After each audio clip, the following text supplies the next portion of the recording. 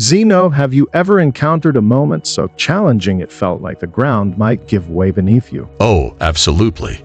Life has a way of testing us, doesn't it? But those moments of challenge are also where the real work begins. Why do you ask? Musonius. Because I've been thinking about habits, especially the ones that quietly erode our resilience. As Stoics, we talk a lot about virtue and emotional control, but it's amazing how certain habits can undermine all that. I wanted to explore how removing these anti-Stoic habits could transform our lives. That's an excellent idea. Let's break this down and explore how these habits conflict with Stoic principles.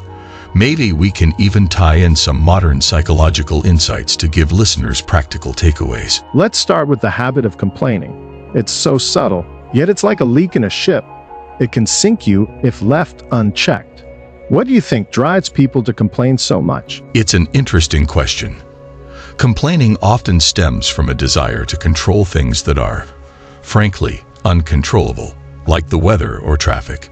Remember Epictetus' famous line, "Do not seek to have events happen as you wish, but wish them to happen as they do, and you will go well." Complaining is a sign we've forgotten this lesson. Exactly. And modern psychology supports this. Complaining activates the brain's stress response, releasing cortisol. Over time, this can actually rewire the brain for negativity. Fascinating. A Stoic response would be to shift focus to what's within our control. For instance, instead of lamenting a rainy day, use it as an opportunity to read or reflect. Complaining doesn't solve problems, it amplifies them. Next, let's discuss dwelling on past mistakes. Musonius, have you ever caught yourself replaying a failure in your mind? Oh, definitely. But I remind myself of Marcus Aurelius' wisdom. You have power over your mind, not outside events.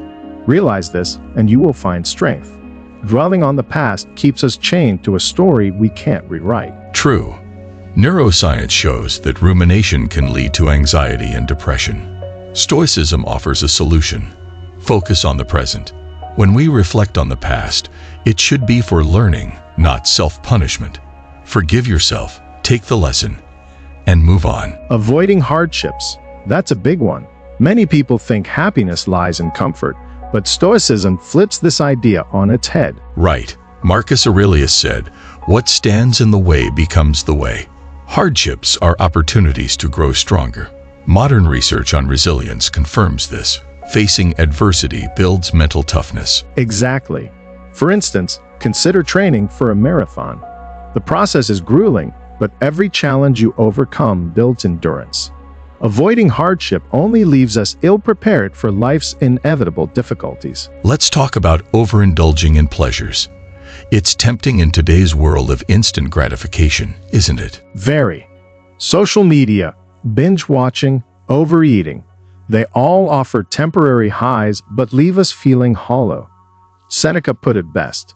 It is not the man who has too little, but the man who craves more. That is poor. Moderation is key. Exactly. Mindfulness can help here.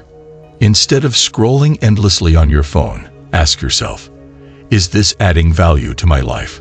Stoicism isn't about denying pleasure.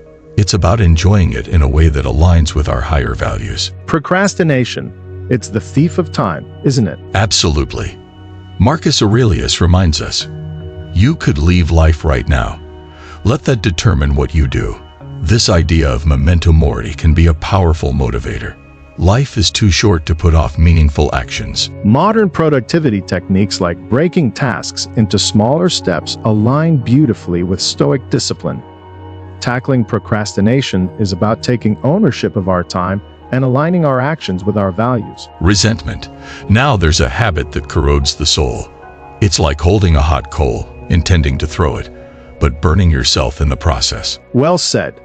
Epictetus reminds us that it's not events themselves that harm us, but our judgments about them. Forgiveness isn't about letting others off the hook. It's about freeing ourselves from the chains of bitterness. Finally, the fear of failure. How often do people let this fear stop them from pursuing their dreams? Too often. Seneca wisely observed, it is a rough road that leads to the heights of greatness. Failure isn't the enemy, it's a teacher. Modern psychology shows that embracing failure builds resilience, and fosters innovation. When we reframe failure as feedback, it becomes a stepping stone rather than a stumbling block.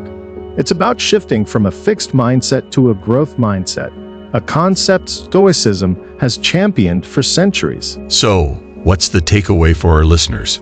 Musonius. Simple. Identify one habit from today's discussion that resonates with you. Focus on transforming it, not overnight, but steadily with intention. Whether it's complaining less, confronting your fears, or embracing discomfort, start small but stay consistent. That's great advice. And remember, Stoicism isn't about being perfect.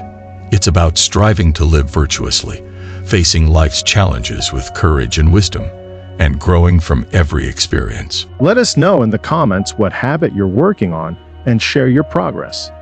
Together, we can build a community of resilience, growth, and purpose. Until next time, stay resilient and stay curious. And remember, what stands in the way becomes the way. See you next time.